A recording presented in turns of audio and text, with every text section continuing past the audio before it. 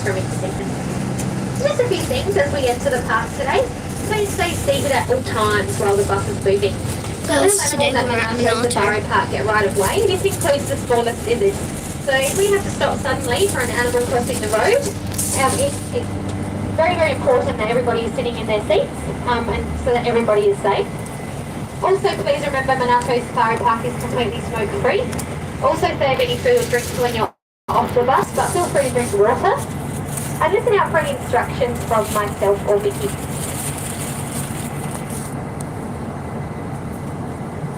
As we go through the gates, take note of the new plantings that are either side of the bus. So these are planted by a volunteer group called the Mallee Minders. So the Mallee Minders are part of the volunteer group here at Monarto. There's over 300 volunteers. So there's more volunteers here than there are staff actually. And it's a great group to be a part of. So if you're interested in volunteering and standing up in front of people and talking on the bus is not your thing, then you can definitely join in other ways. More information on the Monarto website.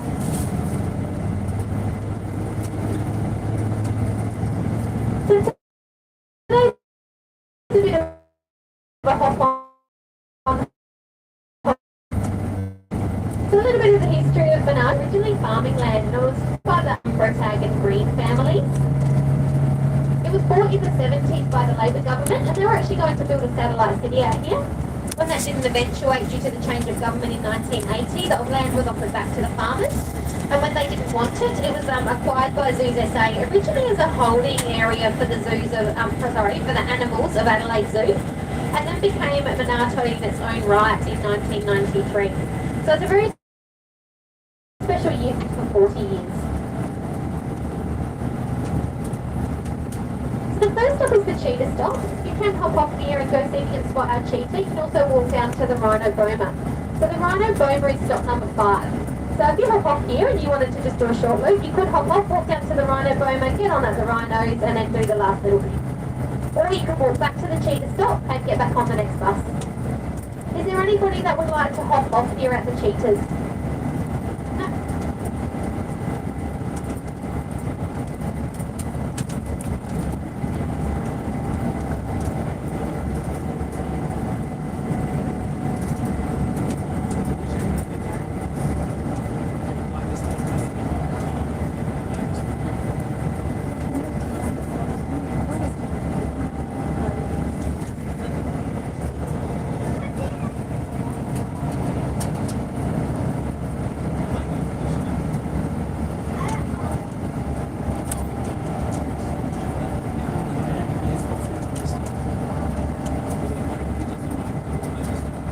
So the pine trees that you can see around the area are actually native pines. They're called Calitris pines, and they're used in the building of the telegraph pole line from Adelaide to Alice Springs. They're very slow, dense growing wood. They are termite resistant and have very straight trunks, which is why they were used in the telegraph pole lines. They are a really good building material, although they're not very sustainable because they are so slow growing. So it has taken a long time for the Calitris pines at Monarto to reach the size that they are.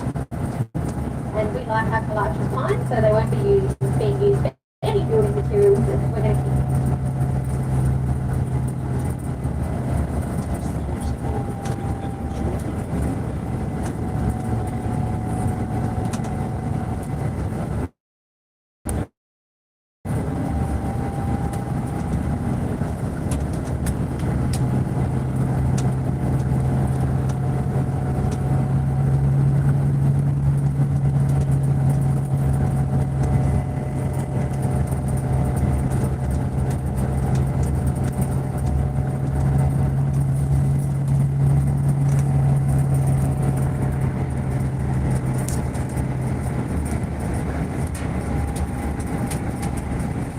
The Safari Park is open until 5 p.m. So if you are, the last bus does leave the visitor centre at 3 p.m. So if you're interested in walking back at all to the visitor centre, if you get off at one of the stops, you're more than welcome. Just make sure that you exit the park before 5 p.m.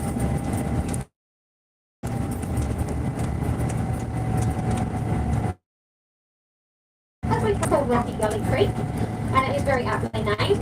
It's got lots of rocks in it, and an emu by the looks of things as well, out on the driver's side. So that's the first of our creeks. Oh, and an emu on the door side as well. We've also got another creek straight in front of us, and that's called Dry Creek. And Dry Creek is also very dry at the moment. So it takes charities around the world that are breeding scimitar horned oryx that are keeping their numbers alive. There has been some horned oryx released back into the desert in Chad, and those numbers are increased and guarded, so they are still declared extinct in the wild. From their scimitar sword-shaped horns, and they live on the outskirts of the sun, as they live in quite a hot area, and they actually don't need very much water to stay alive either.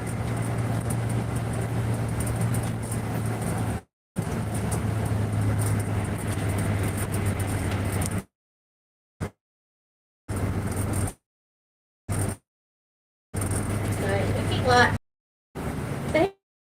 our scimitar horned oryx chasing that oryx, and it jumps up on its back, it throws its head back and fights off that predator with its horns.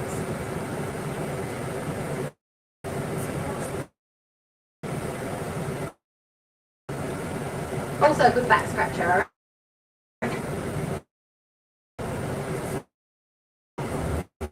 Tables, the Woodville Station playground, and our meerkats. If you'd like to hop off and see our meerkats, it's also where you walk up to the chimp platform to see our chimpanzees. So you cannot see the chimpanzees from the bus. If you'd like to see the chimpanzees, you do need to hop off the bus and walk up. Just keep in mind that the last bus leaves the visitor centre at 3, so it will be leaving here at about 3:10.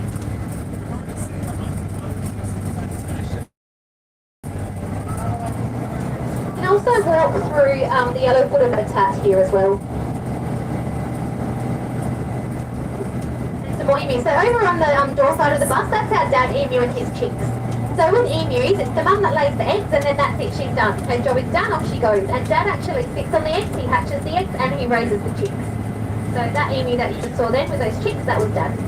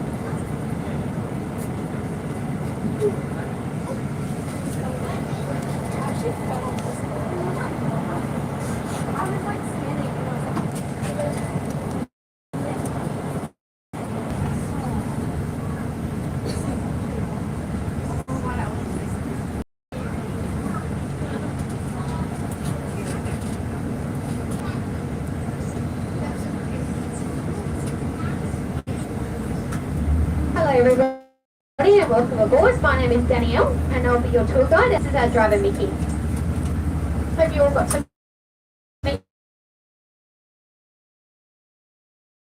or at least get a glimpse of the new baby chimpanzee while you're up there. So as we head down the hill, we're going to go past our rhinoceros statue.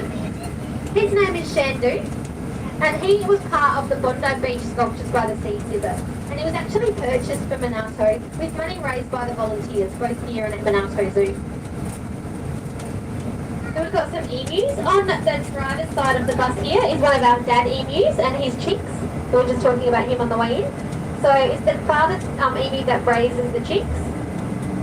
So mum lays the eggs and that's it, her job's done. He sits on them, he hatches them and he looks after them. And actually they often go around and steal other dad's chicks as well. So it won't be unusual to have a few emus with 3 or 4 chicks each, and then we come back the next day and one of the dads has got all 12 chicks. So they end up finding their way back, but yeah, do a little bit of babysitting for each other, I think. So we're going to go past our yellow-footed rock wallaby habitat. Our yellow-footed rock wallaby breeding program here at Monarto is really, really successful.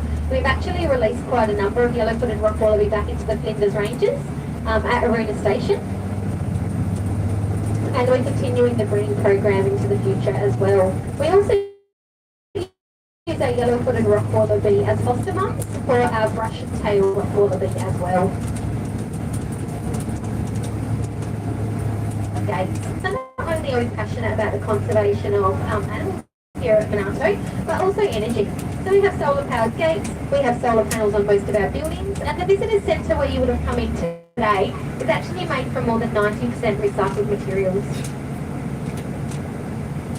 So you notice that all our habitats are a different size and shape, and they've got different things in them. So rocky outcrops, we've got bunches of trees, we've got corners and bends for the animals to hide in, and this is so that they can play, they can hide, they can get away from each other if they want to, and also for animal enrichment as well. So in here we've got our red deer. So red deer are a really hardy, resilient animal. They're found on every continent of the world except Antarctica. And we are keeping an eye out for our red deer herd, but especially for our red deer buck. So you'll definitely know him when you see him. He is the one with the magnificent pair of antlers.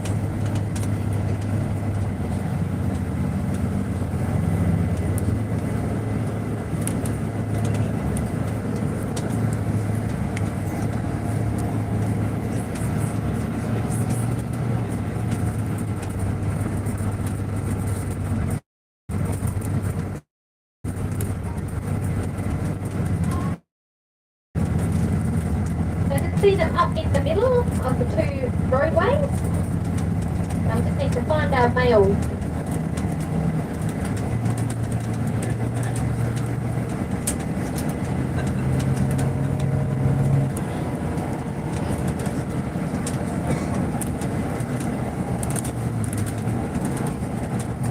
Oh, yep, here he is, right on the edge. Get a perfect view.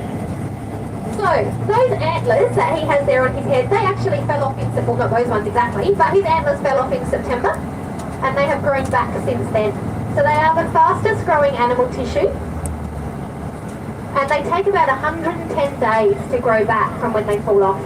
And they'll grow back a little bit bigger each year until he's about 8, and then once he turns 8, they grow back to about the same size every year.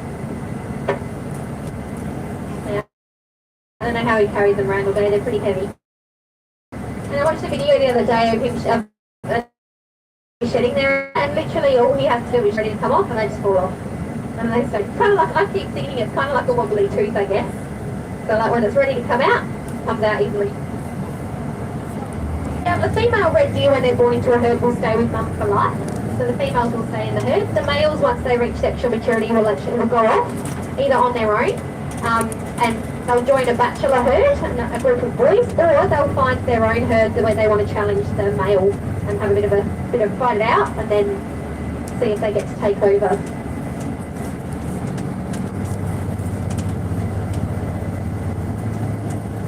So we're going to go into our bison and Mongolian wild horse or Tarki habitat now.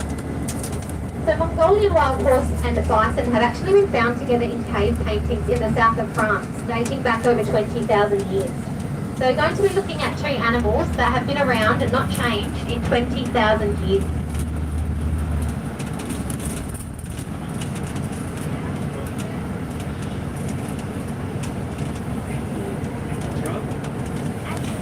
So on the door side of the bus, we've got our Tarki, or Mongolian wild horse.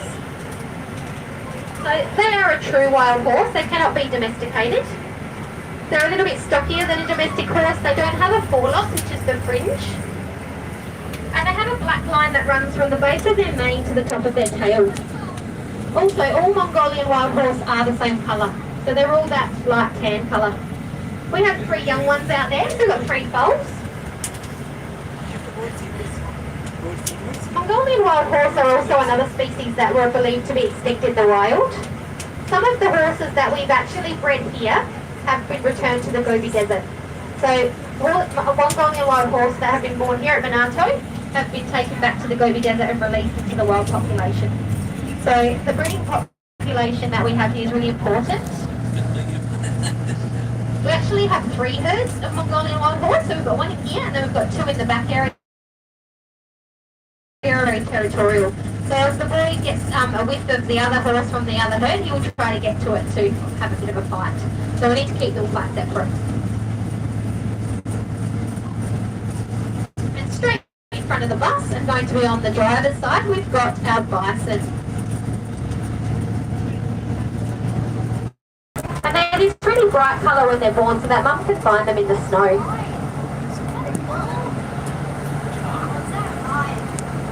So the Native American Indians would use the whole of the bison. So they use the meat for food, they use the fur for shelter and clothing, they use the bones for weapons and tools, and they'd even dry out the tongue and use it as a hairbrush. So, a bit gross. We don't sell any of them in our gift shop here.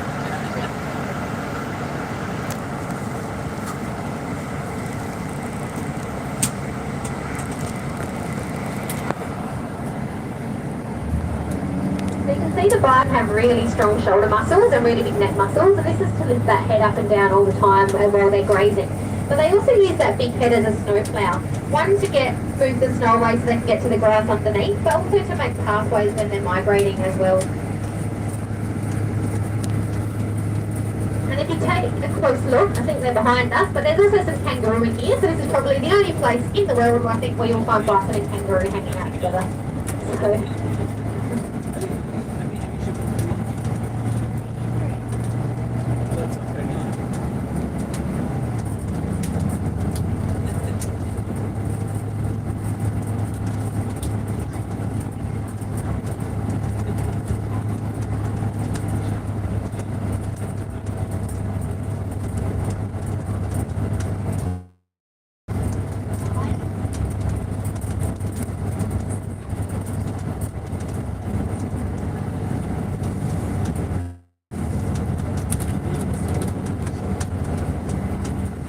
we'll go past our Mongolian wild horse again.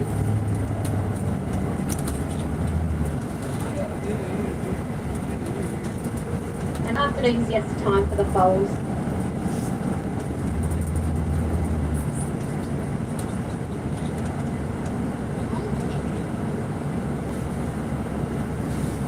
So the two that are sitting down are two of our young ones, and also the one standing up, the second one is, so is another one of our young foals as well. So they're almost the same size as mum and dad now. They'd be just over, about 12 months old, I think.